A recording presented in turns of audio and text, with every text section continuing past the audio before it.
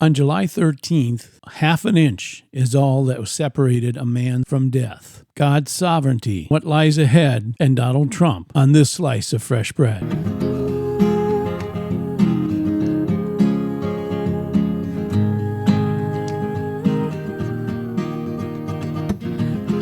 Welcome to Fresh Bread, a podcast ministry of Grace Bible Church, Gainesville, with Pastor Brandon and Pastor Keith.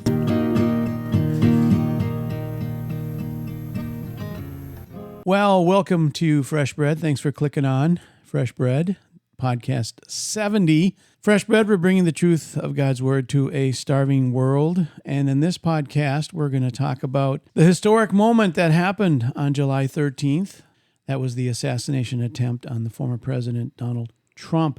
We wanted to wait about 48 hours. They always say you should wait maybe 48 hours after an amazing event just so that all the facts are known. Otherwise, we probably would have started talking about this then, but we wanted to wait just for more facts to come out. So I'm Pastor Keith, he's Pastor Brandon, and again, we're going to jump into a little bit of politics, but this is a very major event. I think you said it in church that this was a historic moment.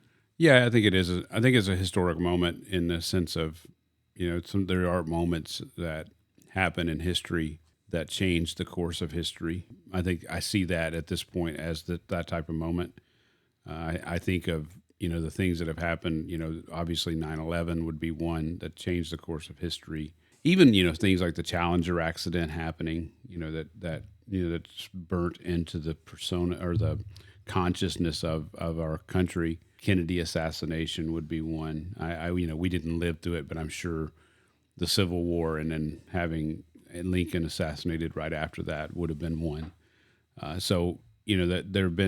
That there are these events that happen that change the course of history. Now it's interesting that this one wasn't an actual assassination, but it was just an attempt at assassinating him. But I think that even the fact that they basically missed, he wasn't assassinated, has changed the whole tenor of the debate. Really, the whole how the country is dealing with this divide that we have, and so I think it's changed everything in that sense. Now I don't know. I'm still trying to work out in my own mind what that ultimately means in terms of like what's going to happen with the election. And I made some comments a few weeks ago that some of our listeners have discussed, that I didn't think that either Trump or Biden would take office in January. And I haven't completely gone away from that, but I will say that, had it not been for a bullet, that a miss wide left, using football terminology or maybe soccer terminology, but, a miss, well, I guess it wasn't wide left, it would have been narrow left, but a small miss, has changed everything. And so, had he not tilted his head, in a certain way, that caused the bullet to miss, I mean, we'd be having a different conversation right now. You'd be 50% right on your prediction. Because one of them would be gone, but yes. Yeah, less than an inch, right? Yes. I just want to, before we jump, there's so many things that we're going to talk about here with Donald Trump, but as we look at Donald Trump, I just want to run this by you.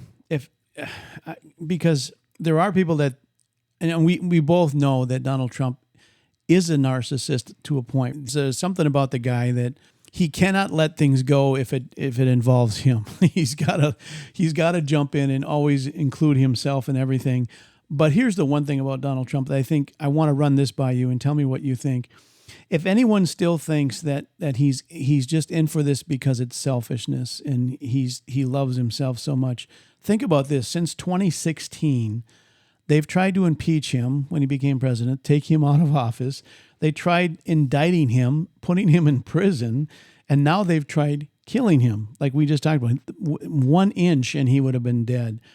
So why would a man who is a man like Donald Trump, he has so much money, he's so well off, why would he continue to go through this? Why would he continue to even want to be president when so many things are going against him?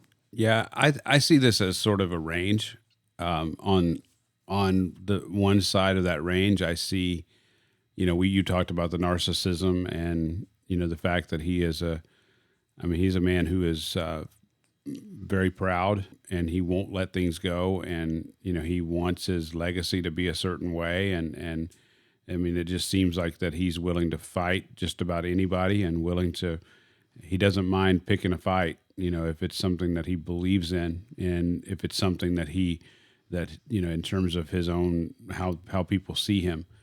That's on one side. On the other side, there's the Trump that seems to really love the country and really wants the country to do well. And so it's just I don't know if, in the range of that, on one side or the other, I don't know where he actually stands. I think it is a strange mix of the two that, he does have. You mentioned before we came on the air or before we started recording, you mentioned, how, some of the things that you see behind the scenes where he cares for people. I saw a video one time where he's walking through a hotel lobby, might have even been Trump Tower in New York, and he's walking through, and these two little boys, I think it was, were trying to get his attention, and he walks past, and then he realizes that they're trying to get his attention, and he like comes back to them, and he spends time with them, and he gets down and talks to them. And so,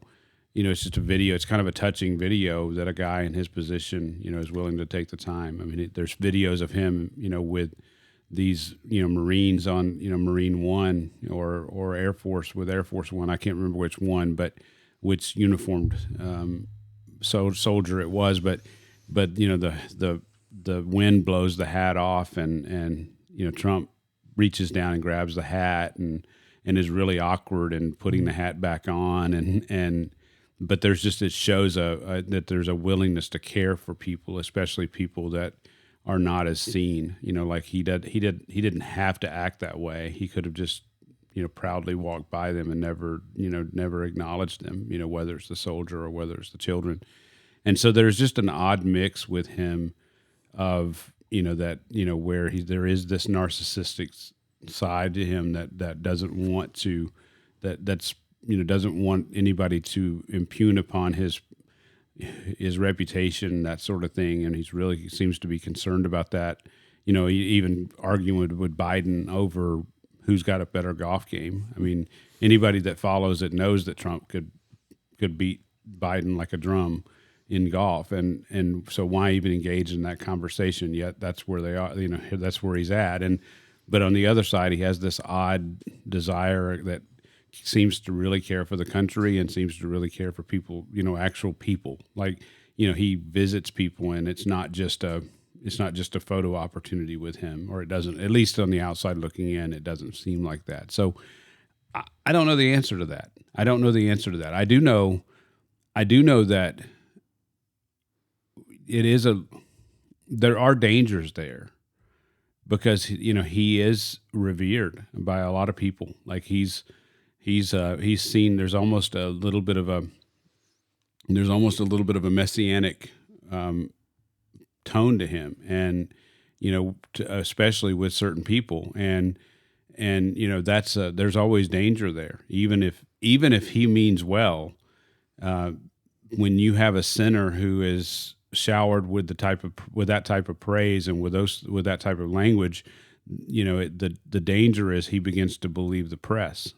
He begins to believe those things and act on them. And so, we've seen some things lately, especially since the attempted assassination, some things that, like he's at the RNC and he's there every day, I don't know that I've ever seen a candidate who, a nominee who has attended every day of the, publicly out in the open, attended every day of a convention. And so, there are some things that give me pause in terms of how people are responding to him.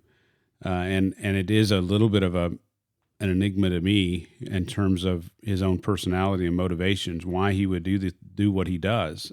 Yeah, to me, I think this is the key to unlocking it, is if you look at Trump and you say he's in it because he loves his country and he's so determined to not let these progressive weirdos take over, that he is just so locked into that he wants to go there and change it. That's one side. The other side is that he's such a narcissist egomaniac that he doesn't care what happens to him. He just is all in it for himself. So you're saying that that's the two. There are the two sides. The people that love him and the people Yeah. that hate him. Yes. And that's why he's very divisive. Divisive, yes. But I think that's a part of who he is. He's probably the most unusual, unique guy that's ever run for president and ever won that we've ever seen, because he's just so polarizing. Yes. I mean, Reagan, he does remind me of Reagan in some ways. I mean, in many ways he doesn't. Reagan was very well spoken, and Reagan had a sense of humor that he always had the right thing to say given the situation. Always seemed to have it right on the tip of his tongue. Never seemed to struggle that way. Trump is not that. But then Reagan was a flawed man. If you think about back in the late 70s, where he kind of began, 60s and 70s, where he began to be talked about as being a president, and where he began to rise. Obviously elected in 1980, but he was a flawed man for that time frame as well. I mean, he was a guy that had a previous marriage, and he was an actor. He had been head of the Screen Actors Guild, and so he had some baggage back. That he wasn't the typical politician, and had come out of the acting, and so we have some parallels with Trump. I mean, Trump had, I think it was the *1 television show in the nation, and so he was a businessman first, and then obviously an actor second, and successful, very successful at both. And so, but he also was a man who was known to be a ladies' man, and a guy that, morally speaking, has some issues. And so there are some parallels between Reagan and Trump, and now you have an even greater parallel that early in Reagan's presidency they tried to assassinate. Hinckley tried to assassinate him, and I think Hinckley did act alone in that situation. But now you've got Trump that's almost assassinated, and so there's something about surviving an assassination attempt that really causes people to really like you. I mean, it's an odd thing that happens, and I think with Trump and already having that almost cult-like following, that's just solidified his following and caused a lot of people to really, even people who were against him, to think, oh, well, this guy's he's the real deal. Yeah, let's break this down, because it's interesting when we look at what happened on July 13th. There are some people that say that this was all staged, that Donald Trump had this staged. And when you look at it, it almost seems like a movie because it was such a perfect response by him when he gets up and he puts his fist in the air and he yells, "Fight, fight." I mean, it's like I got goosebumps when I saw that, and it almost brought tears to my eyes. I want to vote for this guy. I mean, if you compare him to Biden, you've got a guy who doesn't know where he is and a guy who just got shot and gets up and yells, "Fight." Trump is you can just see the leader in him. But let me just run this by you. Could this have been faked by Donald Trump? Was this staged? It's funny because my wife asked me the same thing, and I don't see it. I think if what I told her was, if they were going to stage it, the bullet wouldn't have come as close as it did. Exactly. The gunman would have missed by a foot. I mean, and I don't think they would have had someone get killed in the background. I think they would have tried to avoid that. You think about, that's my thoughts. I obviously could be wrong. I don't see it. With the narcissism that we've discussed, is that something that somebody who's a narcissistic person could do? Yeah, but I don't. But it doesn't have. To me, it doesn't have the hallmarks of a fake in that way. Like it's something that. I just think they would have done it differently. If nothing else, he wouldn't have hit him in the ear. Like that would have been. I don't see that happening in a million years. He would have shot over him. He would have shot, 2 feet to the side, or, to the side of him. He would have, something. But I don't see him. I just don't see him being willing to stand in and be that close a shot. Yeah, and how would you pay somebody to, like that family, the fireman who risked his life to protect his family, how would you pay them to say, okay, we're going to have you be killed? And also the shooter himself, how would you arrange that we're going to kill you as well and stage all of that? It doesn't make sense. Well, I don't know that they would have had to know. Like, you could have been I think you But that's could probably, that would be a horrible staging. Well, the problem is the Secret Service would have had to been in on it as well. Like, because they're the ones who made the decision to leave the roof open. The roof that the shooter ended up being on, or at least the one that they're saying did the shooting. And so that roof would have had to been left open, and the Secret Service would have had to been in on that. And I don't see a Biden-led Secret Service being willing to say, "Oh yeah, we'll just leave that open." Now, you could say that roof. I guess the roof was supposed to be covered by Leo, the law enforcement, local law enforcement, and you could say maybe they were involved. But I don't see it. I don't see it being faked by the Trump side. No, I think you got to rule that out. There's too many things that happen. It couldn't have been staged. It couldn't have been fake. So then we asked the question: was this a lone gunman who just got lucky, or almost got lucky, we should say? Well, you're getting into the Lee Harvey Oswald question now. Did Lee Harvey Oswald, did he act alone? And have we talked about that on the podcast? We haven't talked about it on the air, but we've talked about it off air, where you and I differ on this. But yeah, I used to be a guy that said Oswald acted alone. I'm leaning more towards the CIA maybe knew it but allowed it. So you think that he was a CIA operative? I'm not sure. I don't know. I think Oswald was a goofball. Yeah. But I think he had the means, and I don't think there was another shooter in the grassy knoll. Some people believe that. Sure. I think he acted alone, but I'm willing to give you this, that maybe they knew about it. They were aware that this could happen, and they allowed it to happen. Yeah, I just am not. I don't trust LBJ. Yes. He's dead, and I still don't trust him. And so, yeah, and I know that LBJ was going to be. They were going to run a big story on him the next day, and he would have been out of politics most likely with what was going to come out. And they decided after the Kennedy assassination, they decided not to run that story because it would have been really tough on the country to lose the president and then the vice president be politically taken down. And so they decided not to run the story. And so I'm not 100% that it was more than Oswald, because I still, I wouldn't necessarily be blown away if it were just Oswald, but I think there was more to it. There was much more to it than what we found, and especially when you have the Warren Commission and the people that were involved in that. And it just, they weren't really trying to get to the truth, that they didn't have any reason to at that point.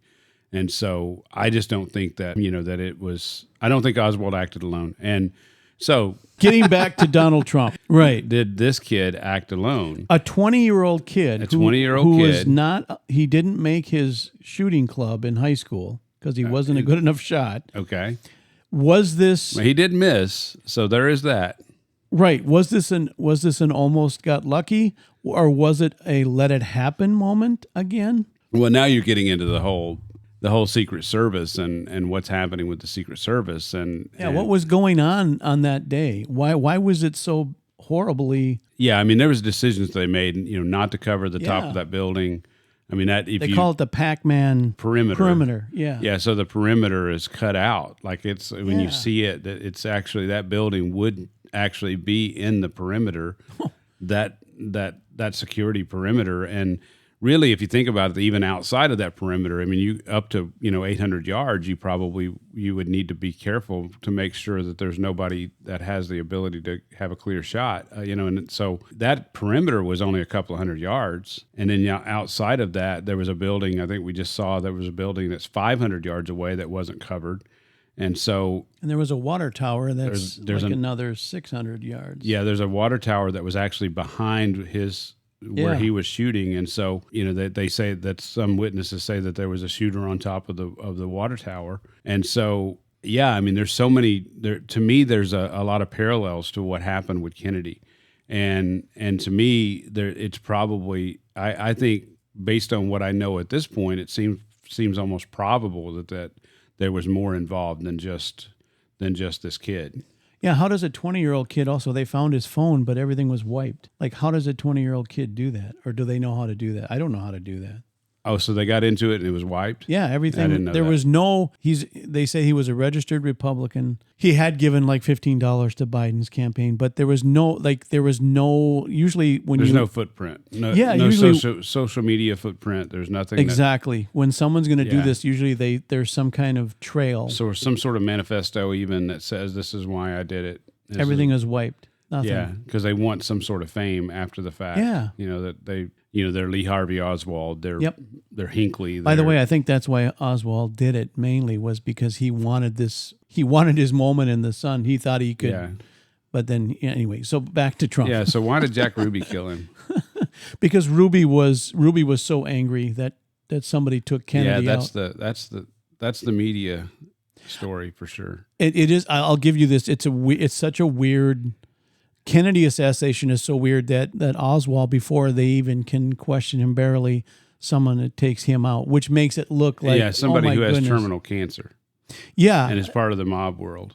and it never should have happened because it happened in a police station. How does that happen? Yeah, in the basement of a police. Exactly. So the floodgates of conspiracy theories were wide open. But sometimes this most simplest answer is the right answer. Yeah, for sure. We have at least one listener who would definitely subscribe to Occam's razor, that the simplest answer is probably the Exactly. most likely one. And Ruby had been down in the police station. They knew him. He had been around before, so he had access. Anyway, we're getting Well, no, well, we'll do a but show there's- on that sometime. Yeah, we definitely want to, but we need Because to. it's But fascinating. it is a fascinating Don't believe story. your government, right? It is a fascinating story, but on the other hand, there are parallels to what we see here in this story with Trump's this attempted assassination. But it's even in terms of what happened. I mean, the fact that back then the president. President Kennedy, they chastised him, if I remember right, that, about an open, coming in an open limousine. And Exactly. I think that was probably the last time that they did open limousines in that type of situation. And so there were some things there that it was a different time. Yep. Yes. Yep. So, but the problem is that this is a different time. And we do know that, we do have all of this information in terms of militarily and, from a security standpoint of how to secure a location, right? And nothing was done in the way it should have been done. And you have this building that's open. You have this other building 800 yards away. They have this water tower.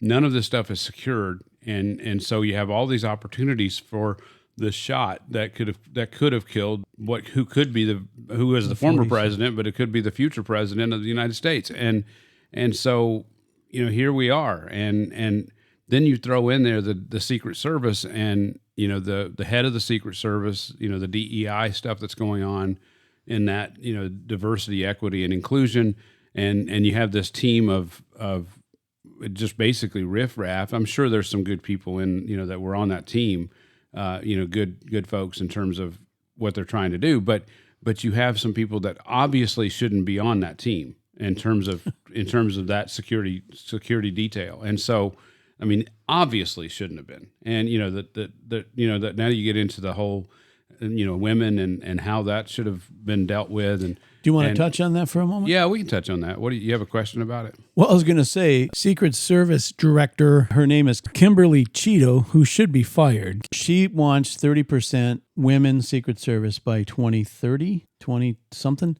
And where we both agree that it should be the best men or women in that. Well, I would say personally it should be the best men.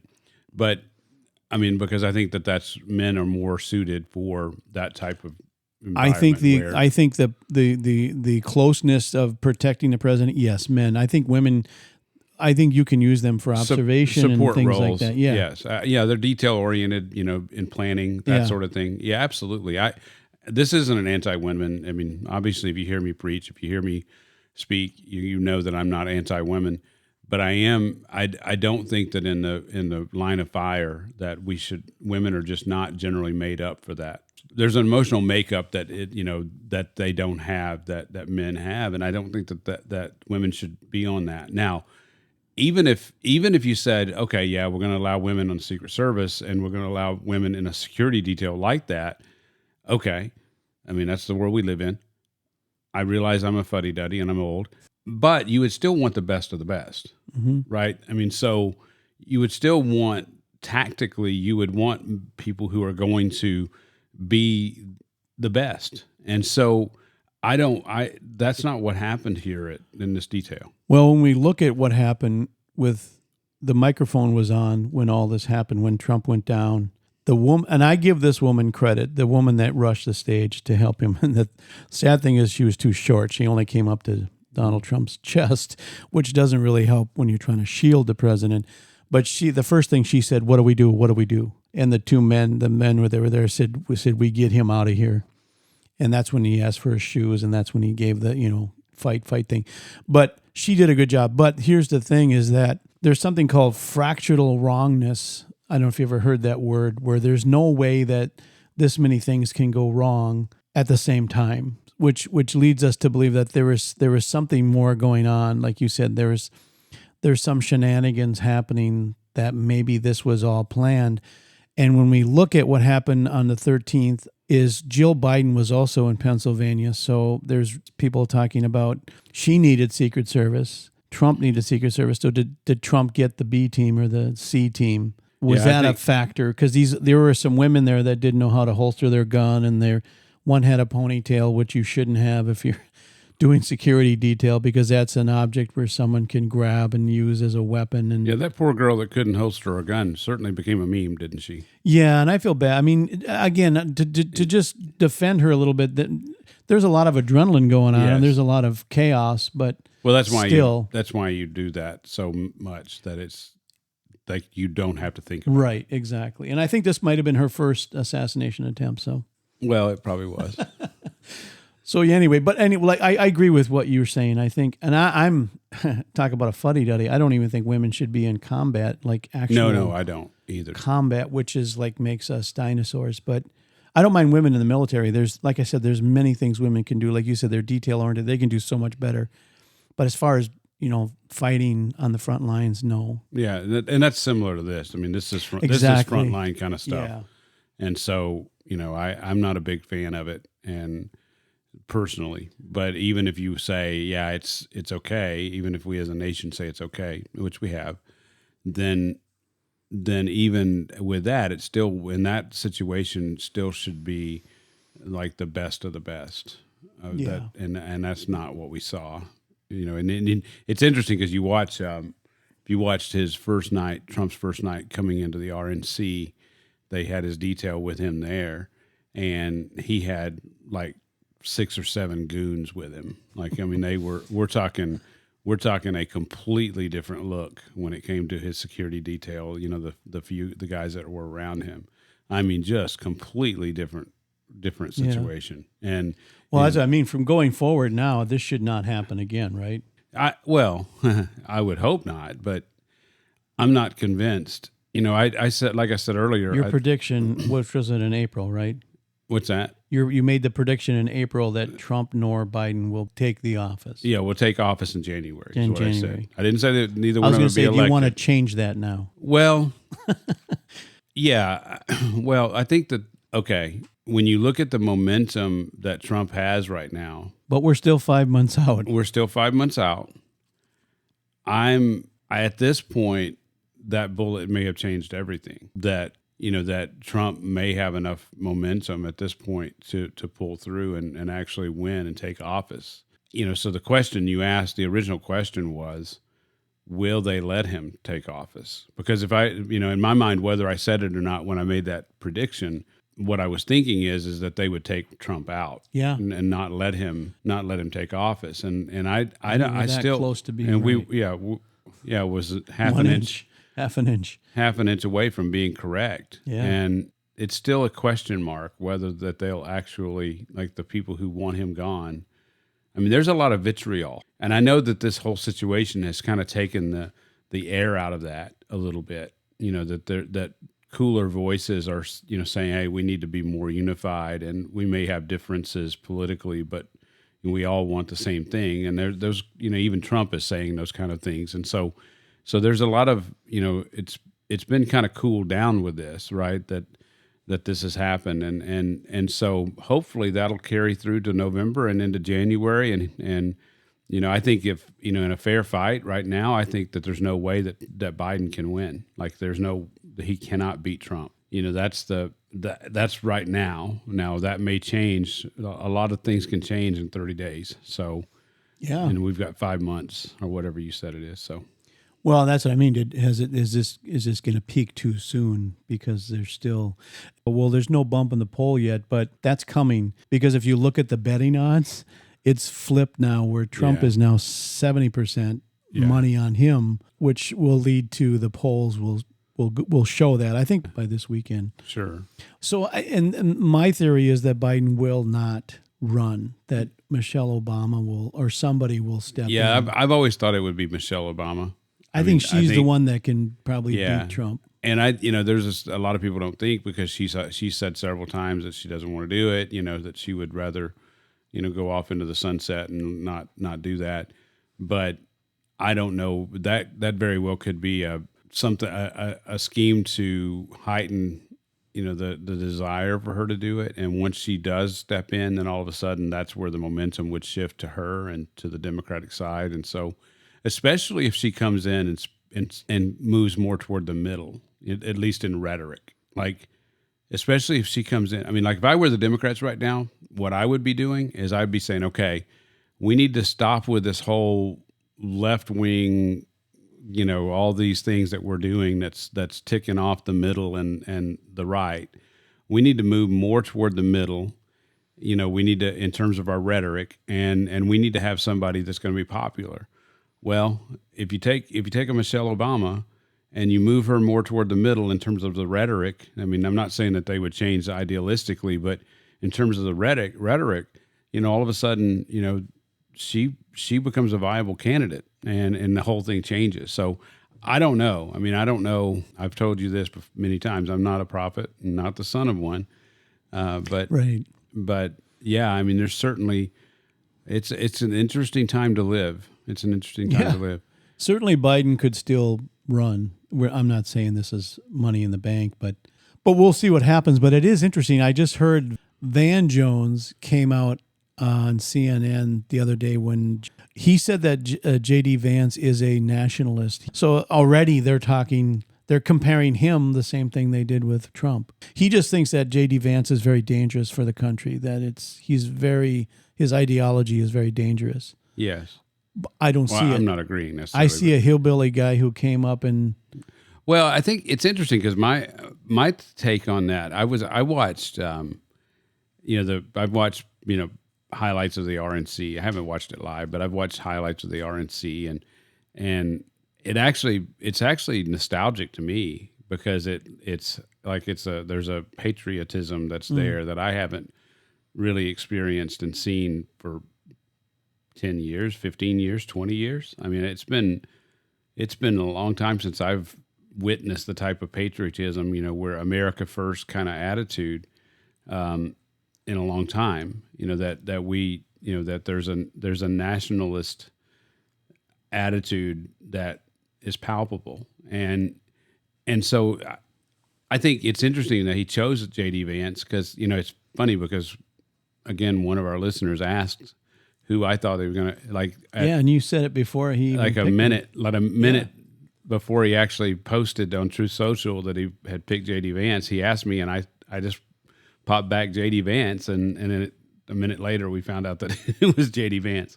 And I promise I didn't know, other than that he was a possibility. J.D. Vance is an interesting pick, but he actually, he's playing to his base. A lot of times these guys will, like a presidential candidate will figure out what his weakness is. Like, I'm weak with women, like women hate me or whatever, or don't like me.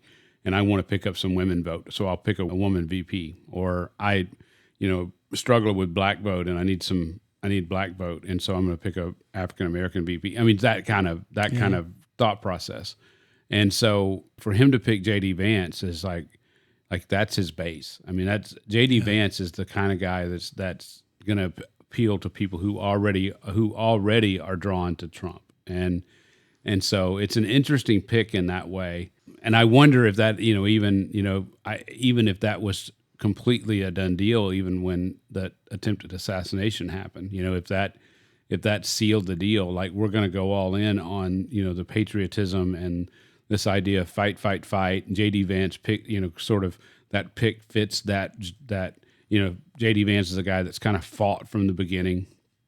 He's had to fight his way to, to where he's at, and hillbilly from West Virginia kind of guy. And, went to Yale. Yeah. Became a lawyer. Yeah.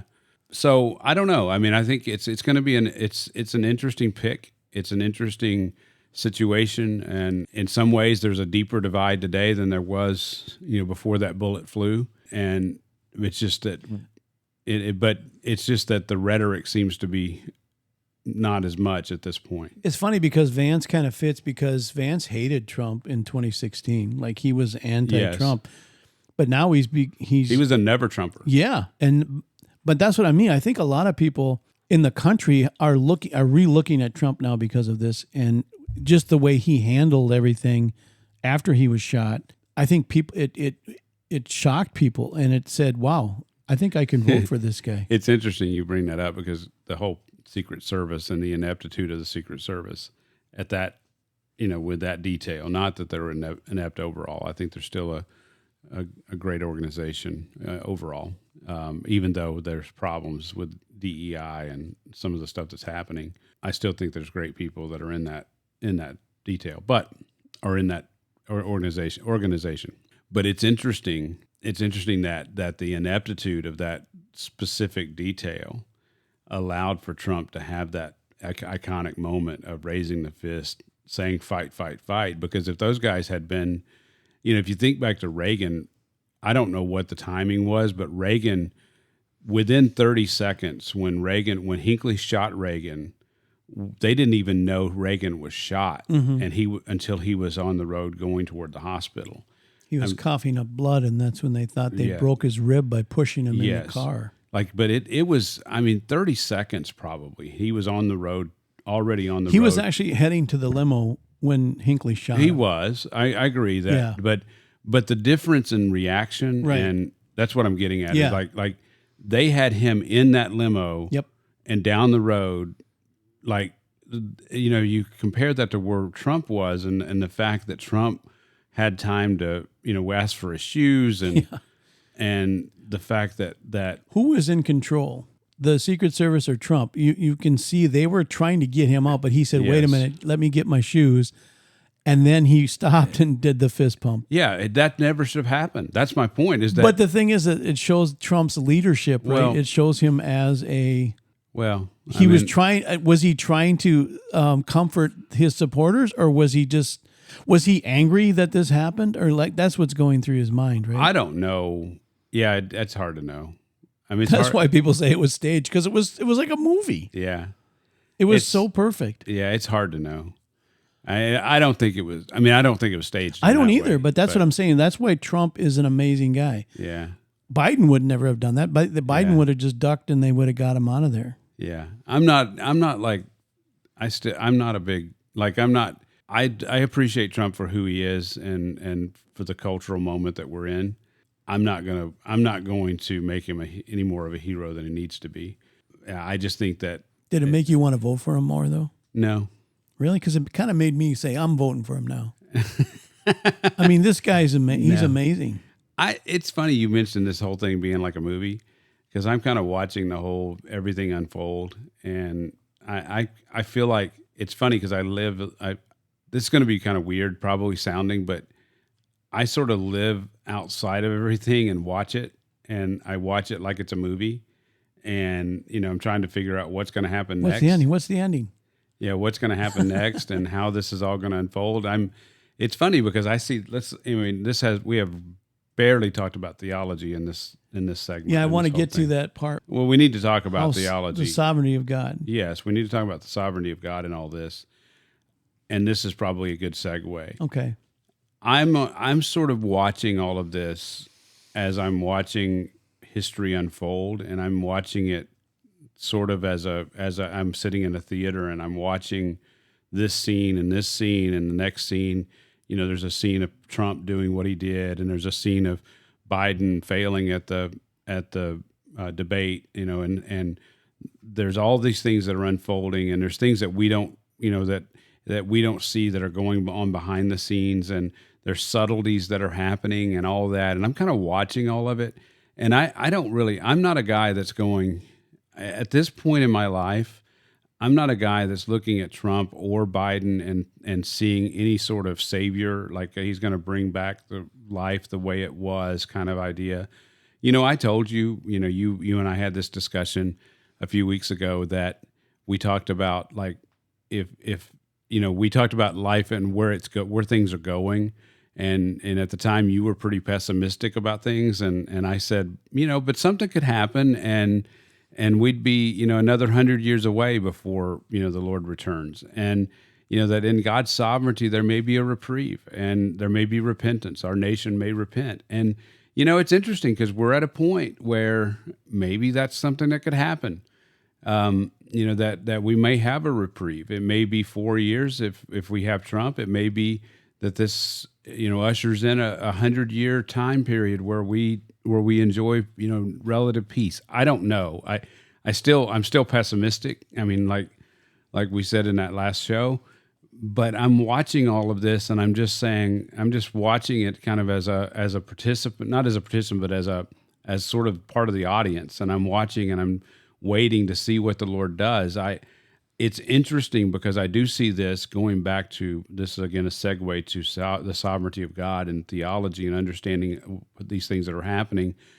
I do think that, I mean, we have to see God's sovereignty in this. Mm-hmm. You know, a lot of people, you know, you see these memes or you see this stuff, and, you know, a couple of things that I saw is, you know, like people say that God changed the trajectory of the bullet, and, you know, or you know, caused Trump to tilt his head a certain way or whatever. You know, that's all in the providence of God, right? Mm-hmm. I mean, he didn't, I mean, in the providence of God, the bullet missed. And, you know, for whatever reason, whether it was a puff of wind or whether it was a head tilt or whether it was the guy just can't shoot, you know, because he wasn't part of the gun club or whatever, for whatever reason, you know, the bullet didn't hit. And, you know, and you have to see that in God's providence that it didn't. And he has a purpose for that.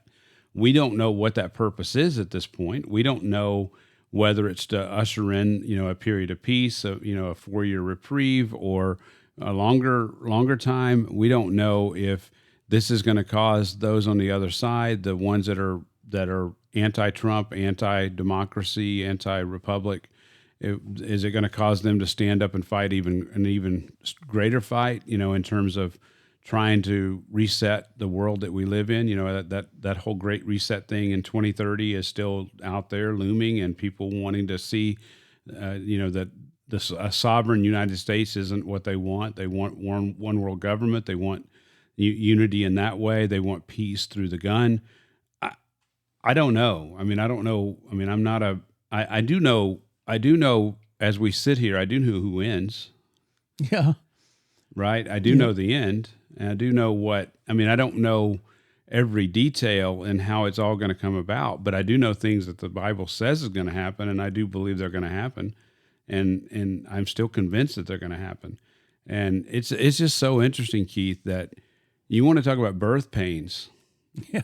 You know, we're definitely seeing things that convulsions that are happening, you know, more quickly. Like things that are happening now are happening at a pace that in my lifetime I haven't seen. Like it's, you know, I know your lifetime would be the same thing, where, you know, things that are happening, you know, on almost a daily basis that are unprecedented and you know, just completely. I just feel almost disembodied from it. Like it's just stuff that I'm watching and I'm seeing it, and Yeah. So you asked whether I'm more likely to vote for Trump. No, I'm not more likely to vote for Trump. I'm not going to say publicly who I'm going to vote for. I just don't think that matters. But I mean, I think people could figure it out if they know me. But I'm not more or less likely to one way or the other. Yeah, it's amazing. This will be my third time voting for Trump. I mean, that's amazing. When you think I've never voted for anyone 3 times. Well, I wasn't around for Roosevelt. I'm not that old. I know. Well, neither was I. But let me ask you this question real quick as we start to wrap this up. What would have happened, do you think, if Trump hadn't turned his head? If he had died, what would our country look like today? Well, in the sovereignty of God, I do believe that we would be closer to the abyss of a war. Some sort of conflict. Whether that conflict turned to a bloody conflict like the Civil War, I don't know, but I do think that we would be closer to that. It's funny because anytime there's been a conflict like the Revolutionary War where we declared independence from Britain, or the Civil War, anytime there's been a bloody conflict, there's definitely a build up to that. Even World War II, there was a build up to that. Mm-hmm. World War I, there was a build up to that, and sometimes assassinations are part of that build up. Where something happens to one side or the other that way.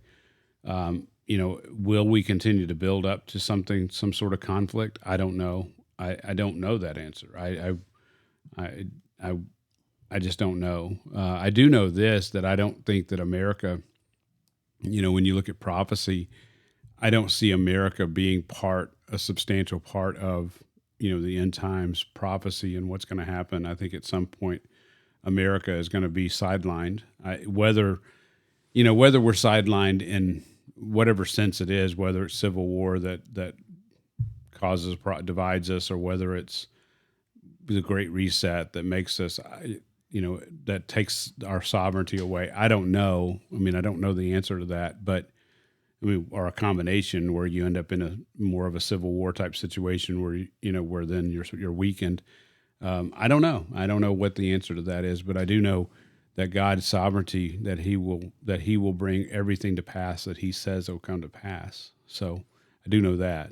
Yeah, I think we implode from the inside. That's what I look at. That's why we're not mentioned in Revelation. Yeah, well, that seems to be the case. I think we're heading down that road. I mean, I think Khrushchev said that back in the 60s, didn't he? He said that we would rot from the inside out. And so, I mean, that seems to be what's happening, what's coming true, and seems to be what's happening in our country. And, I just don't know where this whole Trump thing, if they'd have killed Trump, then I think it would have descended further.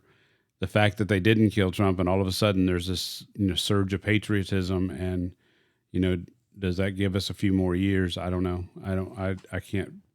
Like I say, he still hasn't taken office yet. Yeah. I mean, there's a lot that can happen between now and November. Exactly. Let me close with this. Let me ask you this. We talk about uniting the country. How do we unite a country that is so different now? Let me just share this with you. These are 4 things that we as Americans have always held tight as we've gone into elections and wars or anything like that. And that is, number 1, here's the number 1 thing that we all share. I don't know if we still do, but that's why I'm asking you. Number 1, we are all Americans. That was something we cherished. Well, can we make that statement today? No, I don't think we can.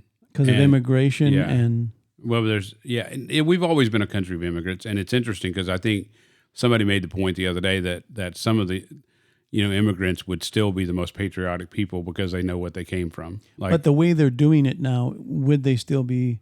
Yeah, I think that it's certainly weakening us and weakening the patriotic spirit that we would have in our country, and that's why it's interesting watching the RNC because it's so patriotic, and it reminds me. It takes you back. It takes me back to a time when I remember being that the country, that everybody, even though we may have had different ideologies, we all had an America that we believed in. That we believed that America stood for something greater than, that together we were greater than the parts, and so that we've lost that, over the past 30 years, we've definitely lost that. I would say since Reagan, Reagan sort of united us, and there was the, triumph of the Cold War and that sort of thing. But we've seen that, especially under Obama. Obama was so divisive. Yeah. He had a promise of being unifying, like he was going to be a unifying president, but he was so divisive in some of the things that he did. And so, yeah, I that's been, for me, the nostalgia of patriotism has been kind of the most interesting part for me, since the assassination attempt, now with the RNC going on. Can we capture that again? Patriotic spirit. I just think that there's so many people who have such a divergent vision for our nation. There's the people on the left that there's such a divergent, there's this idea of who we are, and at the inclusion rhetoric that's out there, that makes us seem like, people on our side that would be more, what God would say, marriage between a man and a woman, that it's homosexuality is a sin. And, there's certain things that we say that, the family unit is so important, and, that we should have strong families. But on the other side, they're fighting against those things, or at least the vision that I would have biblically, of those things for the country. And I have a difficult time seeing how we can bring that back together, and there can be a unified vision for the country, at least. Yeah. Yeah, that was the one. We are all Americans. Number 2 was we all love freedom. Is that true today? I don't think that a lot of people understand what true freedom is. Yeah. I think that true freedom, obviously freedom to live a life that you choose, that I can say what I need to say. I don't need to be fearful of the things that I say, that I can say, whether people like it or not, they, accept my right to say it, that I have the right to protect my family, by force if necessary. I think that a lot of people want to take those things away, and I don't think they realize, what, the responsibility that they have for freedom, and the responsibility they have to protect it. And they're willing to give it away for safety, for peace. And there can't be true peace, there can't be true safety unless there's freedom, ultimately. So we can't unite that we're all Americans. We can't unite that we all have freedom. How about this one? We all love our fellow countrymen. Do you see that in our country? Well, no. I mean, I see divisiveness at this point. Yeah. I mean, there's certainly factions, and within those factions that people have care. I assume they care for one another. I didn't see a lot of love with Black Lives Matters. No. A lot of riots and no burning and no. Yeah, it's going to be very difficult. Outside of a common vision for our country, it's going to be very difficult to have I truly care for my. I mean, I as a Christian, I'm called to love my enemies, right? It doesn't matter. And that's a delicate balance of standing for what's right and loving your enemies, and standing against the evil that they perpetrate, but at the same time, having a love for them. Yeah. I have a difficult time seeing that happen long term, for our nation. yeah. How about we all love our history? Well, I think there's a divergent view of our history, and and obviously there were things that it's a sinful man is going to do a lot of sinful things, and so it doesn't matter what your view of history is in terms of American history, but I think it's going to be difficult for us all to have the same vision.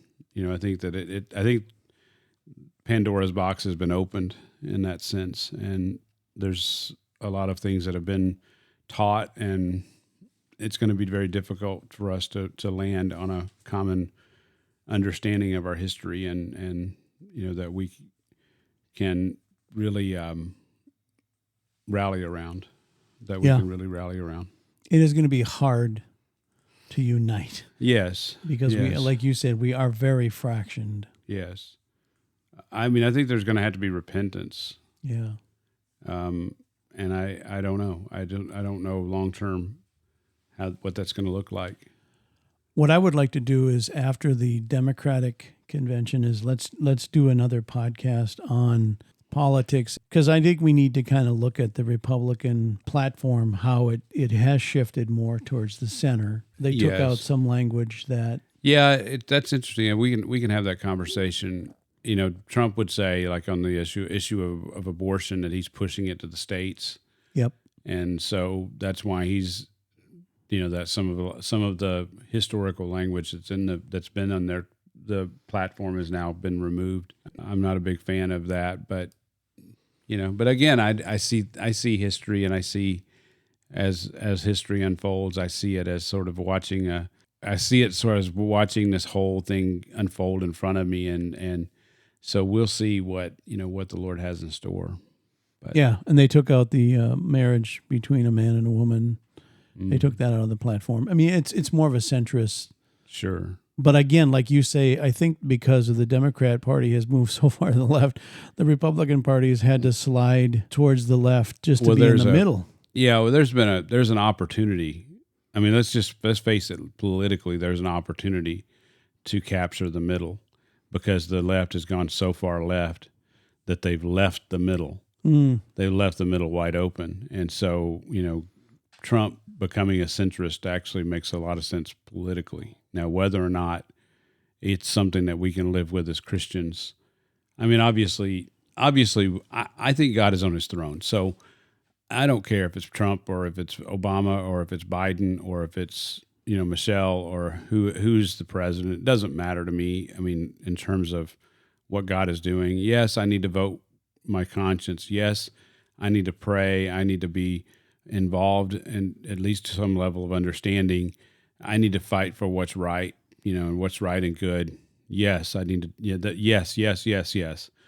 But at the end of the day, God is on his throne, and I believe that his kingdom is coming, and I need to be preparing for that.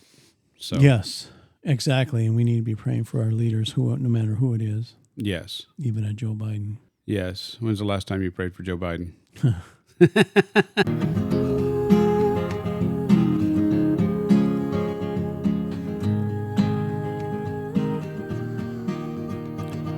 You've been listening to Fresh Bread, a podcast ministry of Grace Bible Church Gainesville. For more information, go to gracegainesville.org. And thanks for listening.